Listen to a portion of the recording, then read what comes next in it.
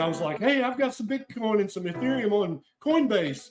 And I thought they'd all be like, yay. And they're all like, idiot, what are you doing? I'm like, wait, what? And so this is that newcomer's learning curve is you think you're doing stuff and it may be less bad than what you were doing before, but it's still not optimal, right? You said when we were offline that you are now taking the leap to actually, because of all the reasons you just said, to take Bitcoin into your own custody. So tell us a little bit about that. What made you decide to do this, and what are your open questions that we can maybe go through, because we at 21st Capital, this is what we do, right? Yeah, I love it. So yeah, like I said, I started off on Coinbase with some Ethereum and some Bitcoin, just playing around with it. I felt like this is something, this is real, this is going to be a big deal, but I don't understand it, but I get it sort of, that no, this is not going to go away. This is not a fad. And so every now and then I would buy $100 here, $100 there if I had a little extra cash.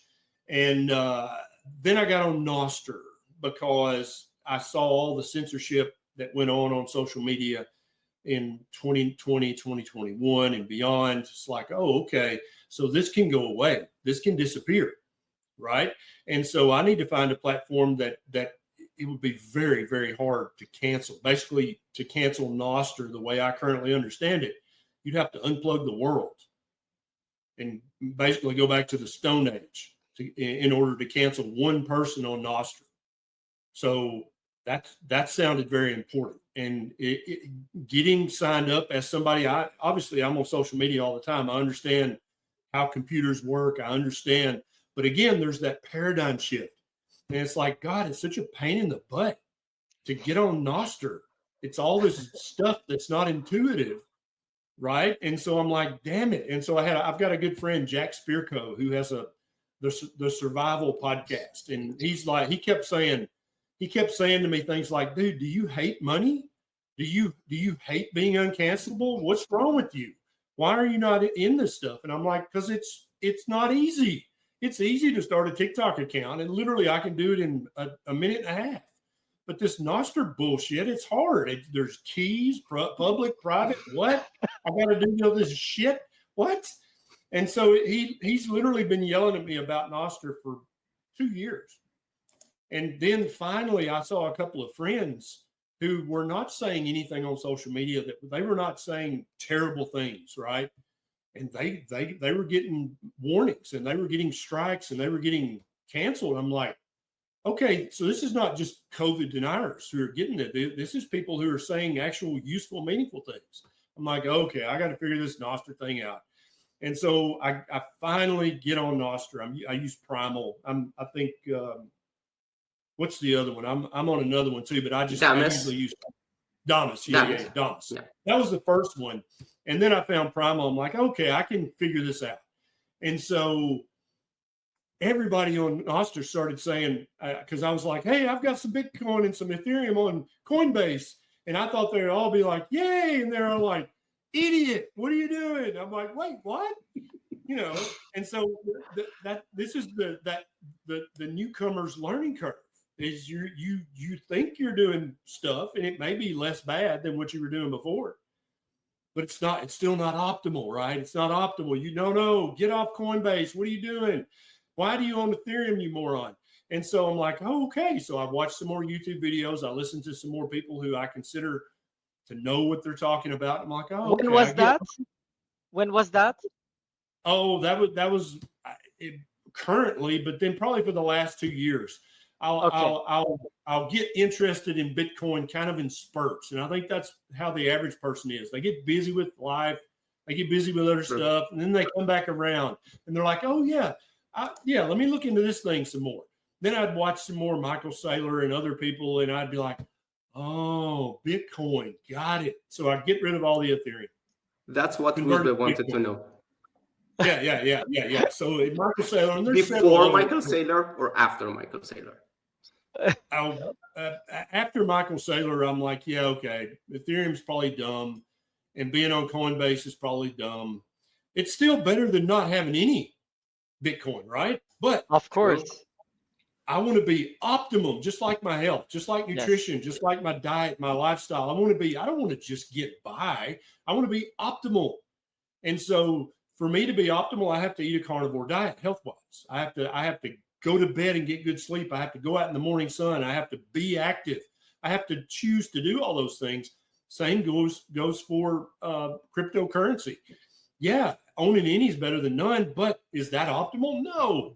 So then I'm like, okay, so I downloaded Strike and opened an account. And I moved all my Bitcoin off Coinbase, which is a real pain in the ass. Once again, that friction, right? Because Coinbase doesn't make it easy to do that.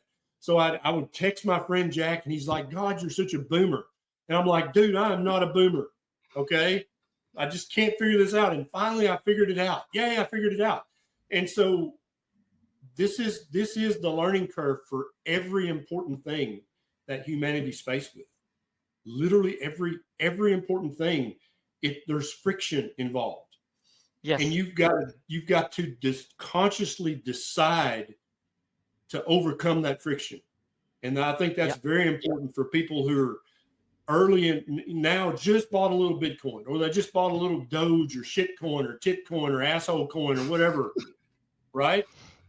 If there's friction as you learn, that's good. It's good. It's good that there's friction.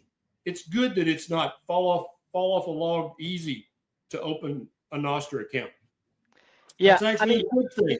You got to pay for the good stuff. You have to pay with friction. So you have to learn. There's a learning curve, and I'm sorry that there's a learning curve, but that's how real things in life are. You have to put in the time, and you have to put in the energy to learn these things and to be able to accomplish these things, or you're going to get left behind. And so now I'm all in Bitcoin, all on Strike, and now I'm looking at self-custody because I've accumulated enough Bitcoin now that if I were to lose it, it would hurt. Okay, it would hurt. Yes. Before, I had $200 worth of Bitcoin.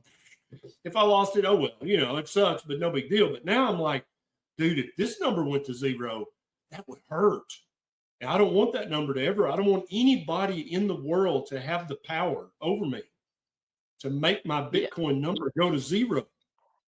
Yeah. So now I've got to take control of my Bitcoin. I have to self-custody this so that somebody will have to come with a gun and make me give them my phrases and make me right. And let me tell you, I'm a country boy. I grew up rough. You're going to play hell getting my phrases, right? It's not going to be fun to do that.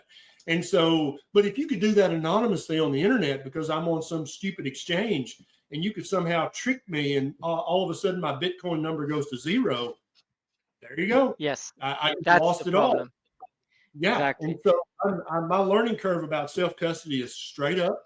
I'll tell you right now, I'm nervous because I have ADHD. I'm very forgetful. So what if I forget my phrases? What if I forget where I put my phrases? What if the cleaning lady throws away the book that I wrote my phrases down? What did you see? And so, but again, we're coming back to, in the end, in reality, this is all on me. But that's how real life is, and that's how real life has been since the first time that a human being stood up and killed something and ate it. It's all on you. But and it feels like that's a bad thing. But I know, because I understand human psychology, that it's good that that's scary. That's a good thing. And it's good that that's hard. And it's good that there's a learning curve, because ultimately that's my ultimate protection as a sovereign human,